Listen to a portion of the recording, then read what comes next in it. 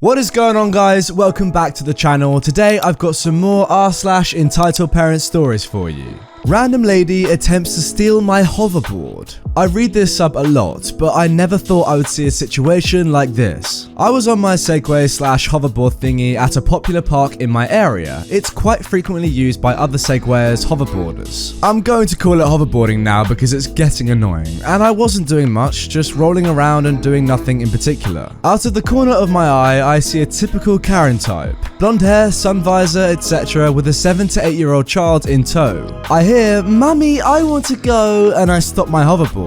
Following conversation ensues. So the entitled kid says again, "Mummy, I want to go." The entitled mum says to me, "Where did you get that thing?" pointing to my hoverboard. "Oh, I bought it at the store. It's mine, not the park's." "Do you think my son could have a go?" Sorry, no. It takes a long time to get used to riding it, and I don't want to cause any injuries. Give it over, please." "No, this is mine." "You're too old for it anyway." At this point, the entitled mum gives a little kick to the front of the hoverboard, causing me to nearly lose balance. I lean forward and almost fall over. "You're what, like 14? You're way too old for this. It should be for kids, not like you." "Mummy, I want to go." Some children are stupid, honey. It's not worth talking to this idiot. But the entitled kid continues whining, "I want to go." "Give it over or I will talk to the park attendant/worker." "No, if you don't stop trying to take my personal belongings, I'm going to call the police." "You can't call the police. You're a minor." What?" She mutters to herself and to her tiny demon, walking away and promising the tiny demon ice cream. Wait, sorry. What, so you're too old for a hoverboard, but you're too young to call the police? Alright, so I reckon this is what the entitled mum thinks might have happened. Police call. "Kid, help! A thief has entered my house." "Okay, do not worry, kid. What is your address?" "Wait a second, how old are you?" "I'm 14. Why?" "Sorry, kiddo, you're a minor. You cannot call the police." Hangs up. Sorry, what? That just doesn't happen. Moving on to our second story. Entitled mum is horrified by child's defects. Backstory. I babysat a mute 7-year-old boy a few years ago when I was a teen. He is super sweet, but sometimes other kids don't like to be around him because of his surgery scars. He had surgery to help him breathe better, and his face is a bit misshapen. He loves to read and be read to. So I pick my child up from school and he asks to go to the library. He signs. We walk into the library and the librarian lady greets us. Now my child is a frequent visitor. We walk to the kids section and he goes to look at some books while I secure us a beanbag. I see another nice child come up to him and start talking. My child promptly pulls out a mini boogie board and starts writing. I couldn't hear or see their conversation, but I could imagine the basics. A minute or so later, I hear a blood-curdling scream. I look up, startled, to see a woman, jaw drop, staring at my kid and the nice kid. Now, I've had a few situations happen like this before. Usually, the parent takes their child away from my child. Nope, not this time. The entitled mum approaches my child and straight up tells him, this is a direct quote, "My son wants that," she points to the boogie board, "so give it to him. A freak like you doesn't deserve it." I go up to her and before I can utter a word, she says disgusted, "Are you his mother?" By the way, I'm his babysitter, not mother. People like you?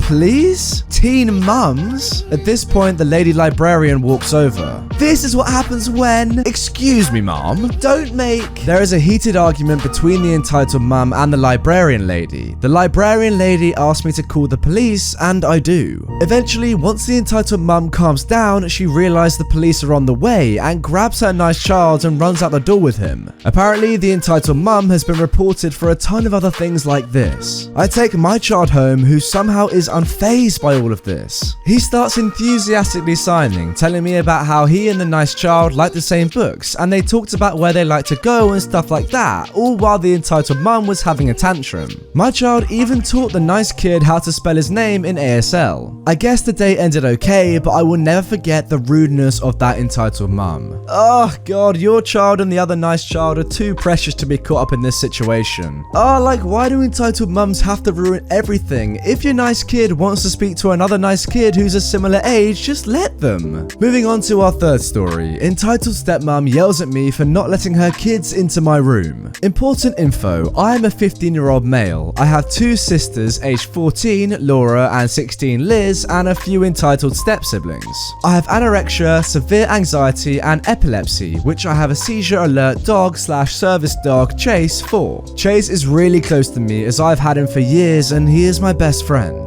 I've been hospitalized for my anorexia and epilepsy. If I don't eat my food, I have to get tubed, a tube that goes through my nose down into my stomach. So, our mum recently passed away a few months ago. My dad, for some reason, married a douchebag of a person afterwards. My sisters and I hate her and her kids. We have a fairly big house in which the entitled mum and her devil children moved in with us this week, so now me and my sister Liz have to share a room. We were okay with it since it was that or share a room with the entitled sister or entitled brother. I usually sat in my room doing either homework, playing games, or watching TV. Yesterday morning, I was getting fed through a feeding tube and was drinking tea, peacefully chilling out playing some Minecraft because it was the weekend, when the entitled mum bursts into our room demanding that I let her entitled children play. Then, when she sees my tube in my nose, she screams like a dying banshee that had mental problems. It was so friggin' loud. Then she started yelling at me that I take it out because it would mess up her kid's brain. It's not like I'm a zombie in a horror movie, just a tube in my nose. I will admit I do wear a mask when I have it in public. Of course, I say no and explain that it's how I eat. My dad came over to see what was up and he sees the entitled mum looking at me. He pulled EM out and explained why I had a tube in. I think she understood after that. Later that day, my older sister Liz was playing on her HTC Cosmos when someone comes knocking. I open the door to see Laura asking to play with Chase. I say sure and she comes in. Note, I don't handle loud noises very well, so I was fairly shaky after all the screaming. We are watching and laughing at Liz failing when we hear a knock at the door. It's none other than the entitled brother. He sees Laura petting Chase and Liz playing on the HTC and he gets bright red. It looked like a bomb went off inside of him. He then starts screaming at me for not letting him play or pet Chase. I just shut the door. Then he knocks on the door again, and when I open it, his entitled mum is standing there telling me to let her son in. Then she sees my tube still in and proceeds to try to rip it out, which is extremely painful. I slid to the floor coughing because the tube wasn't closed, so some of the fluid spilled into my airway and my nose. My dad came over right as I recovered from coughing, and I realized that I had the pins and needles feeling spreading through my legs, which is a sign of a seizure. After that, I passed into a seizure for about 3 or 4 minutes. Oh god.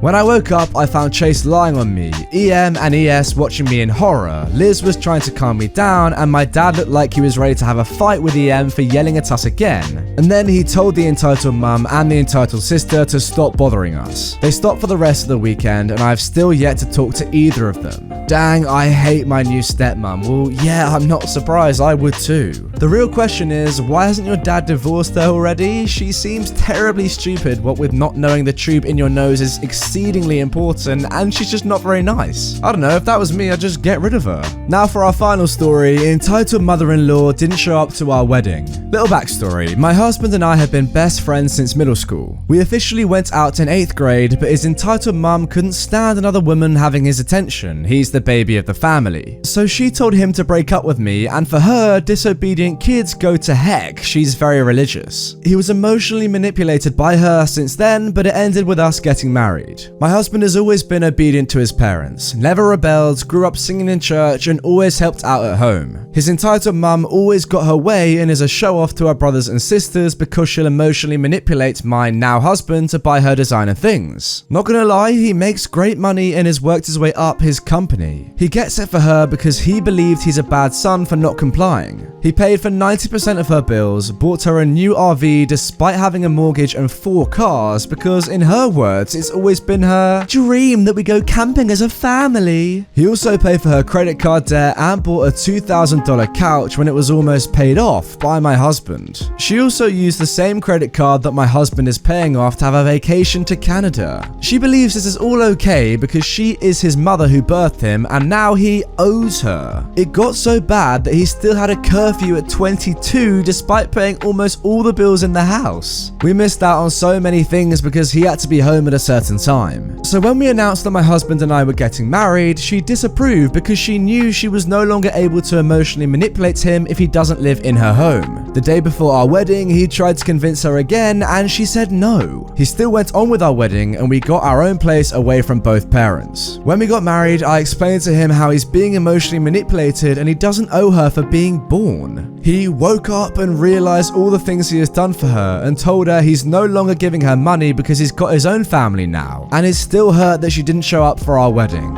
She subtly blames me because she had to get a second job to pay for the things my husband would usually pay for and that my husband would never visit her. He also had panic attacks because he would get yelled at for staying late at work past his curfew. We're both in a great state mentally now, despite the fact his mum still tries to stir drama. He gives her money here and there when she really needs it, but that's about it. Yo, what the heck? Parents choose to have children. Children don't decide to be born. When you become a parent, it's your responsibility to care for your child and they don't owe you anything for existing. I'm glad you both got away. She seems so toxic. And also, the curfew at 22 years of age? That is just insane. Anyway guys, that is going to do it for this video. I really hope you have enjoyed these 4 stories. If you have and you want even more, click the playlist on screen for my top 10 videos of all time. Trust me, there are a few bangers in that playlist. With that all being said, I will see you guys all tomorrow with another Reddit video.